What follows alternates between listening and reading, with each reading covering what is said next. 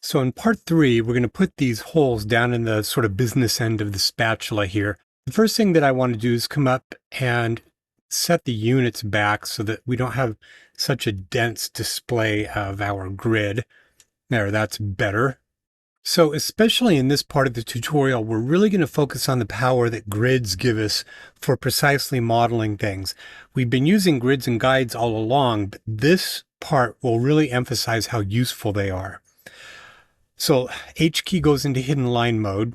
We need to remove part of the geometry here so that we can, let's come into edit mode, remove all this planar area, but we also need to look at the fact, if we look at this from the right view, we don't get curvature until this one right here. It's planar here. If we look at this in the front view, S key, we can see that the holes come right up to that boundary between flat and curving area. So hold the shift key and we're going to select those and we're going to delete all of that. Now we want to delete the back too. So let's come in here. We'll do the same thing and then option delete to remove all of that. In fact, we can come over here. Let's remove all the way up to this boundary loop around here, option delete, and then I can do this easily in edge mode, N key, 3 key, option alt delete, and removes that. In fact, since we're back here, let's go ahead and remove all of this here. I'm going to tap the Y key to invoke the Y grid so that the Z grid isn't kind of getting in our way with the template. So let's remove all of this right here and option alt delete. And we'll come back and we'll reconstruct that a little bit later, but let's just come to the front here. So we've got this all prepared now to put the whole geometry. But the critical thing to remember here is that all of this is planar, and that's going to give us a lot of latitude and leeway to be able to configure the geometry. Importantly, early on, we put this boundary set of polygons around. That's a critical row of polygons to buffer the planar area to the curving area. So let's come into the front view. We have our Z template in the background. So let's create some geometry for the holes now. Let's leave edit mode and we're at object level. We're going to come over to the 2D polygon tool. Let's just come over, hold the option alt and then the shift key and then press S so that we can see. S is just outline so we can see through. And we're going to change the number of sides here to 8. This is going to make it easier for us downstream and then just sort of get that centered. Now, we want to increase the size here just a little bit so it's the center that's matching up to the circular part.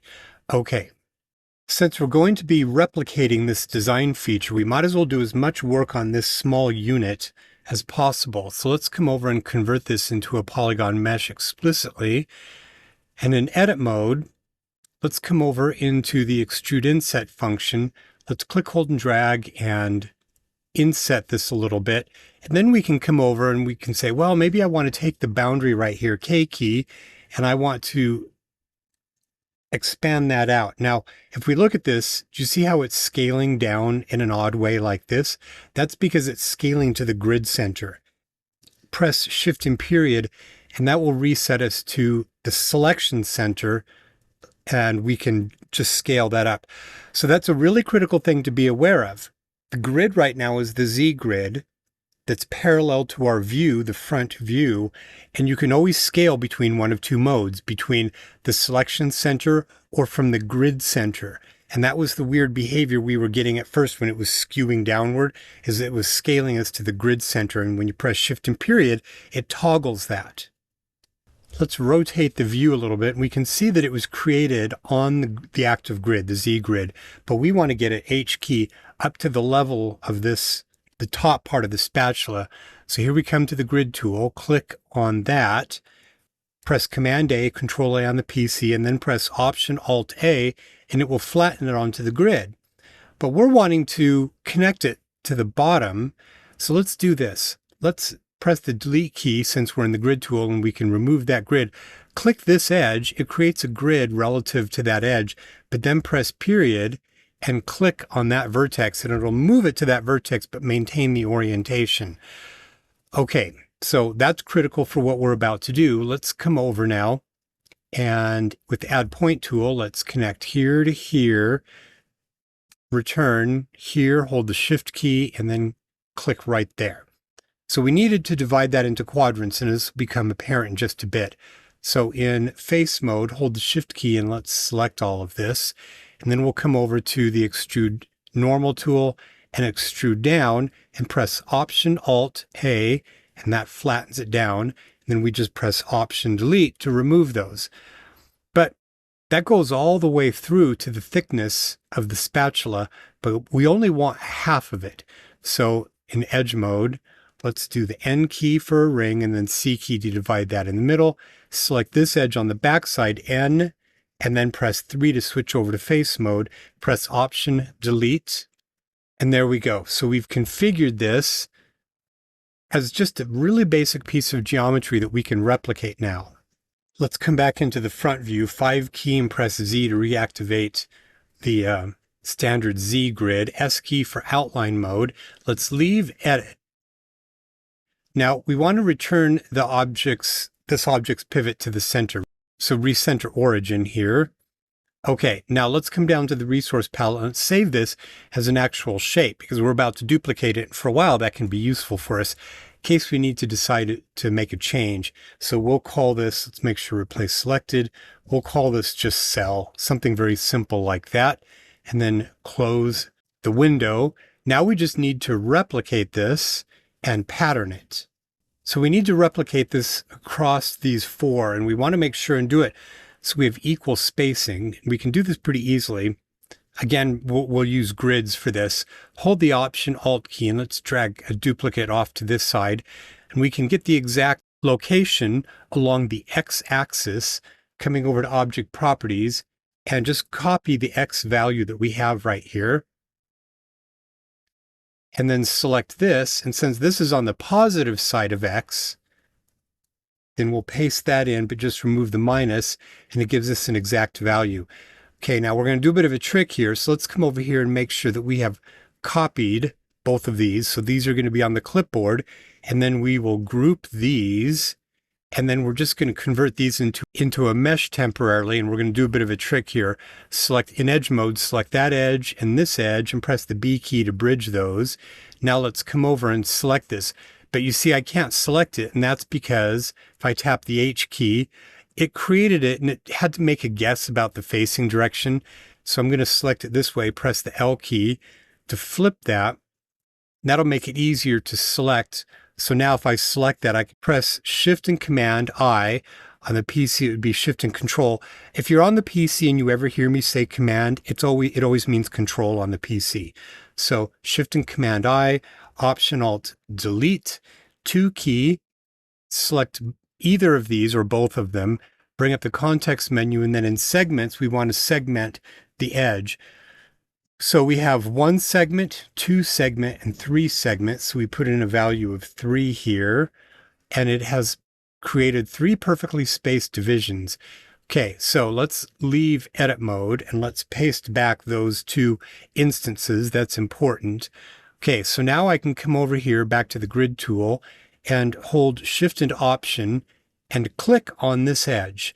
When you hold Shift, Option, Alt is the PC equivalent to Option, it puts a grid on that edge, but it finds the vertex closest to that click point, and it puts that there. So that's really useful because now I can come over here to an instance that I have, hold Option Alt, come over here to our Object Properties palette, switch over to grid mode. I'm in grid mode right now.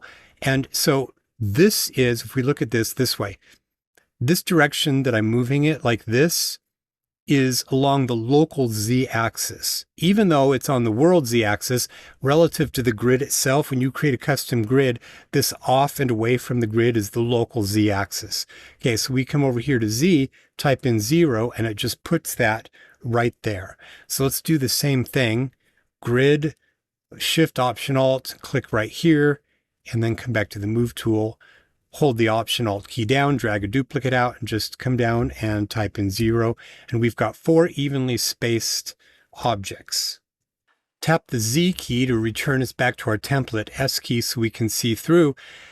we did the 4 so that we can get that spacing since there are more of them. And let's do this. Let's hold Option Alt and let's drag copies up here to get matched up here to the template up here. Just sort of eyeball it so it's pretty close in about like that.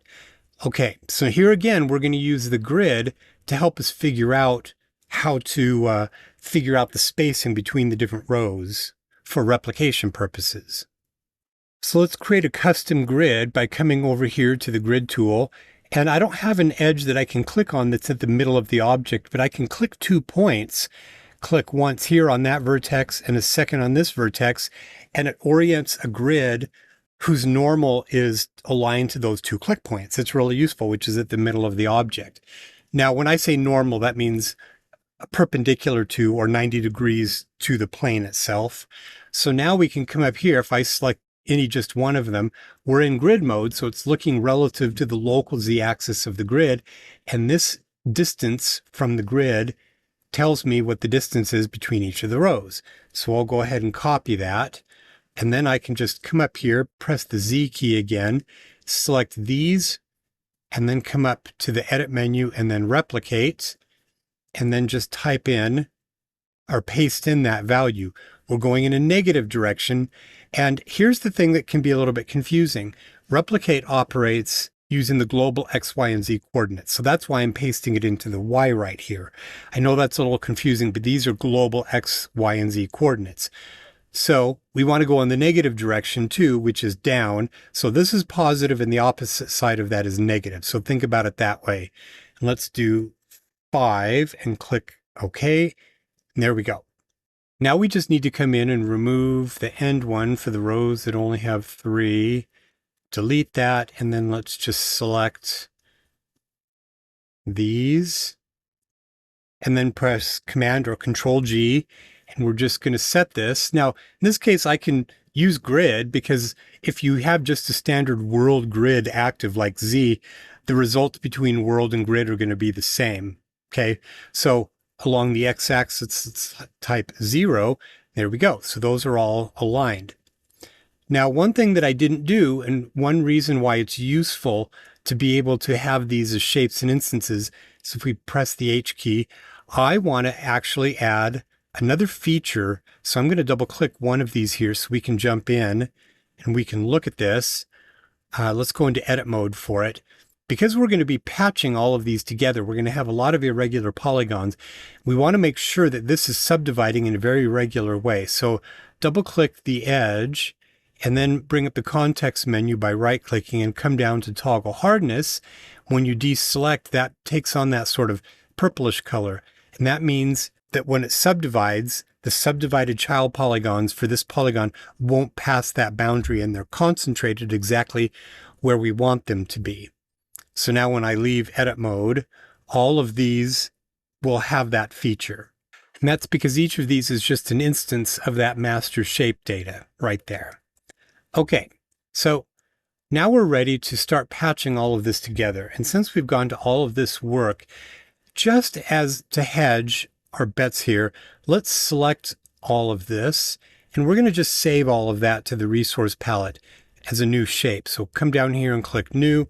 We'll just call this all holes in case, and we want to turn off replace selection in this case. We're just going to store these there in case we've just messed up downstream and we want to be able to come back and start over with that data. So that's saved. Now we'll come here. We're going to group all of these and explicitly convert these to a mesh. But now it's going to break the link to that stored data because we're going to start operating on this as a single unit polygon mesh. So let's come in now to view, go down to edit grid templates. We're done with the grids. We're done with the templates. So let's just come in and remove that altogether. And this is really, the top of here is matched up here. And I want to move this down just a little bit to get a little bit more breathing room. I think that's just a little bit better right there. So now we're ready to start patching all this together. So let's come into edit mode. And the first thing that we want to note is we have symmetry left to right, but we also, so for instance, if I select these, I've got symmetry left to right, but we also have some symmetry top to bottom. and we're going to be able to take advantage of that. So press the S key because we want to do a select through.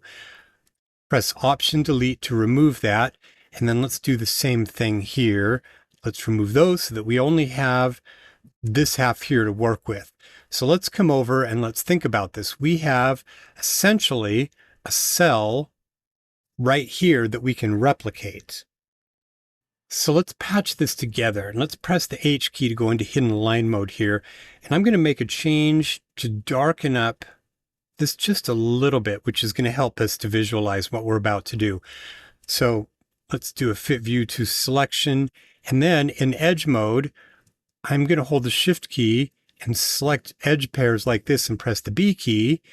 And then we can press the B key to bridge them together. And we're just going to begin patching these.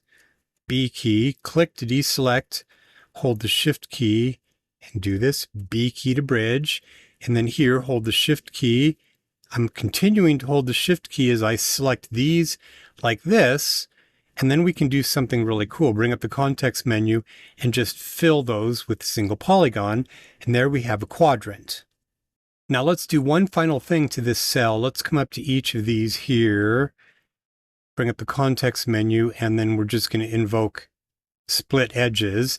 So, and then we can come over and here I'm just going to select these like that, press the C key, and then select each of these and C key like this, just so that we have this cell fully divided into its own quadrants. So now let's come down to the bottom here and let's remove these, press Option Delete, and let's take this cell we've put together and let's go ahead and copy that geometry, click, and then paste it. So we've got duplicated geometry. Press Shift and C, and then the down arrow key to move that down like that. But we want to get this matched back up here. So let's come back up to the grid tool and click on that edge to establish the grid, and then press the period. And on that vertex, we want it to rest. And then we just bring up the context menu and do a move to grid to get that moved back up. So there's another great use for grids. And then here, that's the symmetry point. We're just going to go ahead and delete that. So now let's zoom down, and here again we can repurpose some of this work, just holding the shift key down and selecting that. Let's come back to the grid tool, and here again, hold Option Alt and then Shift. Go ahead and copy that geometry that we have selected. Come back to the Move tool, click to deselect. Let's paste that. Be careful, we've got co-located geometry now, and then we just do the flip along perpendicular to the active grid that we have, and then you need to press the L key to flip that. We don't see it because we're in outline or wireframe right now, so we don't see the fill, but it's important to remember to do the flip. Okay, so let's just select everything, Command A, Control A, and let's just make sure that we have done a tolerance weld to get all of those points welded together. Okay, so now we can flip it from top to bottom. So let's do the same thing. Let's come over here and Shift, Option, Alt, click there. I use this most of the time as opposed to clicking and then clicking the period key and relocating. Shift, Option, Alt is just fast for that. Move tool, Command A. Let's go into face mode. Let's go ahead and copy that geometry, Option F, L key, and then paste the original. And then we will come in here and select these like that. And then we will do a tolerance weld. There we go. Okay, so you can come in and you can test, and you can see that it's welded everything here at the symmetry point. Okay, so now we're ready to start patching it together, and we're only going to do it on this one side, and then we'll just replicate it. So let's start at the top here. In fact, what we need to do now is we really need to get this integrated with the main mesh. So let's leave edit mode. Let's just cut that, come back to the main spatula mesh, and we'll just go ahead and paste that. There we go. Now we've got a clipping plane here. Hold the space bar down. Just grab one of these corners and you can reset the clipping plane like that. So we've got logical areas here that we're going to need to generate equivalent loops over here. So let's go ahead and do that. So here again, we're going to use the grid tool for this. So click hover over this edge, Shift Option Alt. Now see here, I was a little bit too close to that, but you can still press the period key and relocate it to that location. Move tool, edge mode, double click here, and then press Option Alt A. And let's do the same thing here. N key, C key, and this is already, it looks like it's pretty closely matched up. I'm not going to worry if it's slightly off. And so now we can come here and select these two edges and press B, and we've got our first bridge. So you can see it's off slightly. If you wanted it to be pretty, click this edge, press the period key, click this vertex, Option Alt A, and that's aligned. Okay, H key. Now we'll just continue patching all of this together. So let's come back down here, and let's just add more of these loop cuts in here. So edge mode, N key, C key, grid. So I'm going to do this pretty quickly. Shift Option Alt, and then Option A, and then move tool, N key, C key. And then we'll set the grid there, Option A. And then let's come down here. This one, I'll leave that one right there. That's okay if it's like that. So we'll come in, select these two edges and these two edges, B key, and then these two edges like this, B key. So you kind of see how it is that I'm patching this together. And we'll take these two edges here, B key, take these two edges and B key, and so on. So at the top, before we do the corners, let's come up to the top here. So let's come back to our grid tool, click on this grid, period key, put that right there. And then with the edge mode, we'll just select this edge, Option A. Now, left to right, we don't have to do a lot. We can make it look prettier, but it's not super critical. I am going to come in here and select these two edges, C key. So now I can select like this, and this, and this, and press the B key, and here, B key, and then here, and here, B key. So you kind of get the logic for how we're doing this.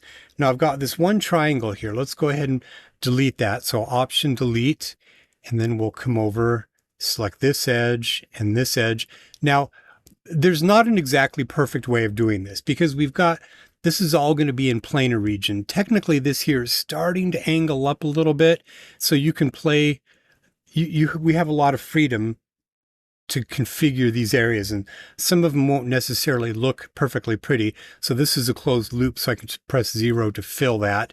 And then you can look at it after the fact, like here and here, press the C key, and then maybe that looks nicer. But it doesn't matter so much because all of this is planar. Okay, so all of this means we have a lot of freedom with how it is that we configure this. And if we come back over to edge mode, remember we had put these hard edge loops in here, and that prevents subdivision of these polygons from passing that boundary into this irregular shape here.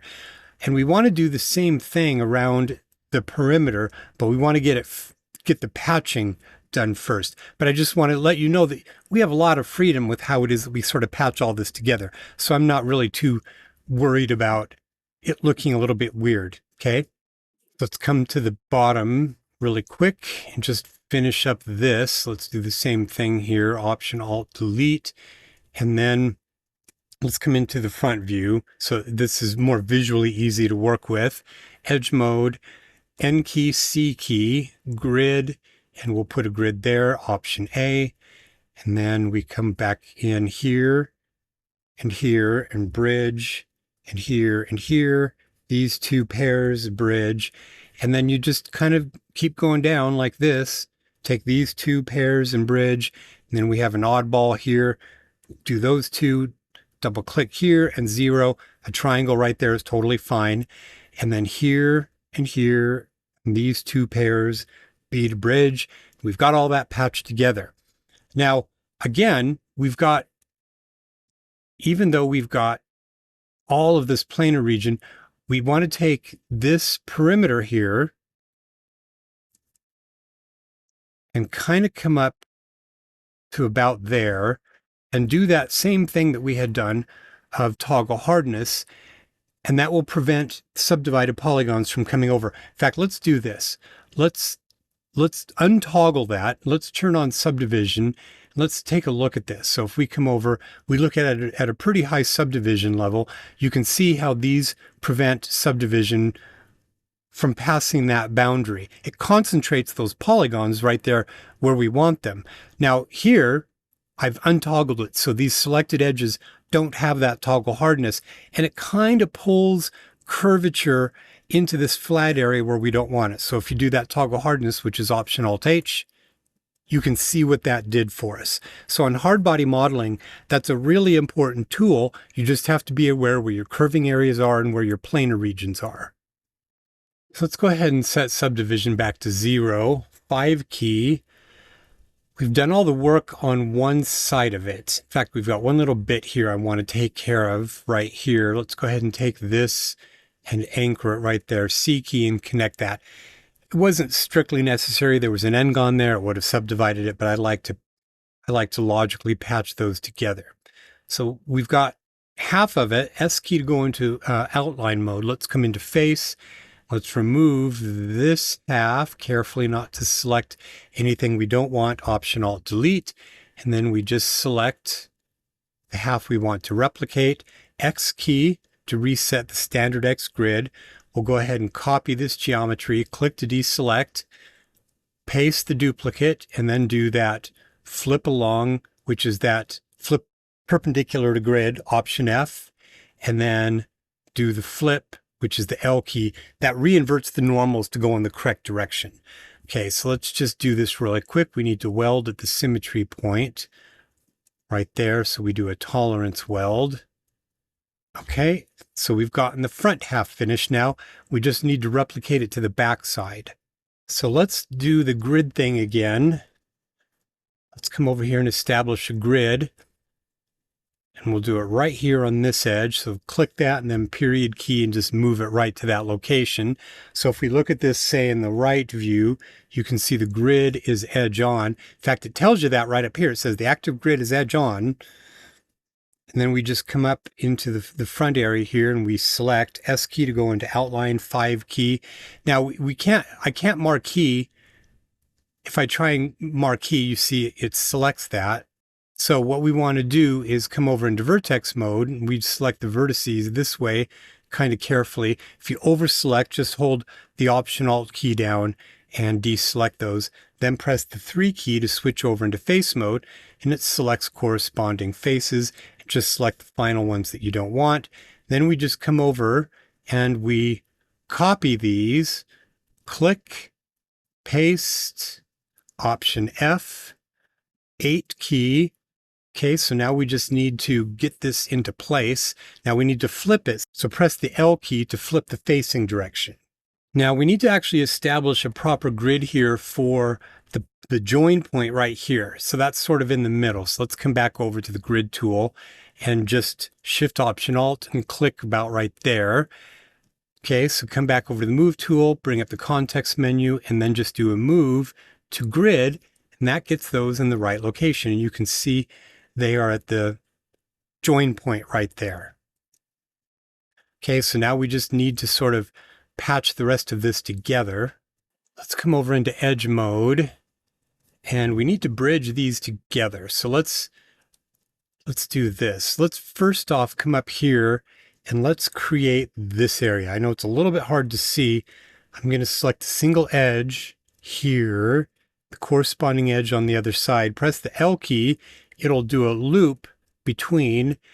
Option Alt to deselect these edges, and then press the B key to bridge those across like that. Now it's important to note up here, let me come over and just sort of move this away. It's only bridged them, but it didn't know to weld them together to these points. So we're going to undo that. Now just come up here and delete that, edge mode, and let's double click to select that open boundary. And when we fill that, now these will be all joined together as a single n-gon. Okay, so that's super useful. Let's come over into edge mode, N key, C key, and then we can select these 2 points here at the symmetry, C key to connect them down the middle. Okay, so now let's do this. Let's come over here. Let's take these 2 points and with the scale tool, along the x-axis here, press Shift and X, a guide becomes available that we can use to scale those points to about right there. In fact, we can kind of do that up here. Shift and X. Okay, and just sort of pull those over. Because we need to put a boundary loop coming down about right there, and we want to kind of make sure that we pre-establish what the distance is up here first. So the easiest way to do this is to actually come over into the face mode with the move tool, hold the shift key and select these, and we're going to temporarily cut those and then paste them to become their own object. So when we come into edge mode, we can tap H key to go into hidden line mode and then select these edges here. We'll just do it on both sides at the same time. Option Alt Delete to remove that. And then we just come over to the Extrude Inset tool, which allows us to inset an even spaced row of edges about like that. Okay, that's good enough about like that. Leave edit mode, take this back, come back into edit mode and paste that back in. We need to make sure and weld them together. So I'm just going to do a really quick and easy Command Control A to select everything. And we'll do just a tolerance weld, and those are welded back together. Now we just need to patch all this together down here. Come over into edge mode, double click to do a selection around this open boundary here. So the only things that won't match up are at the top, right up here. So hold the Option Alt key down and marquee select across those top edges, and they become deselected. So the Option Alt is a deselection modifier. But then the cool thing is press B and it bridges because those were matched up edges. So that's really useful. Now we're going to take advantage of this current selection that we have right now. And I want this inner loop to match up here. So let's do this. Hold that Option Alt key down and just marquee deselect like this. Now I'm just going to drag. I'm continuing to hold the Option Alt key down and then make sure you have everything deselected. Press Shift and S and that toggles us to a slide. We can just slide that boundary over until it matches pretty closely up right there. So here again, we're almost done. I'm going to come up here pretty close, click this edge, period key to that location.